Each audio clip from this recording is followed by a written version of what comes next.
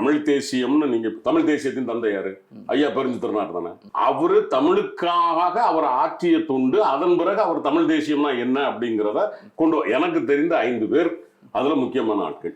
தேவநாய பாவாணர் ஐயா, பரிதிமார் கலைஞர், மறைமலை அடிகள், பெருஞ்சித்திரனார் ஐயா, இவங்க இந்த 5 பேர் தான் எனக்கு தெரிஞ்சு இந்த 900 to 2000 மொழி தனித்தமிழ் இயக்கம் கண்டு மொழியை பெருசா கொண்டு போய் நிப்பாட்டினா இந்த 5 பேர் எனக்கு தெரிஞ்ச ஒரு 5 குழுக்கு. அல்ல ஐயா காசு பிள்ளையும் சேர்த்துக்கலாம், அதுல ஒன்றும் பிரச்சனை இல்லை.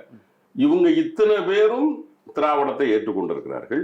மொழியை பேசித்தான், மொழிக்கு தொண்டாற்றி விட்டு தான் தமிழ் தேசியம் பேசுறாங்க.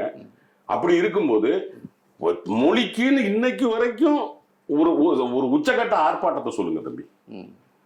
இந்த மொழிக்கு ஆபத்து எது அப்படிங்கிறது உங்களுக்கும் தெரியும், எனக்கும் தெரியும், தமிழர்கள் எல்லாருக்கும் தெரியும்.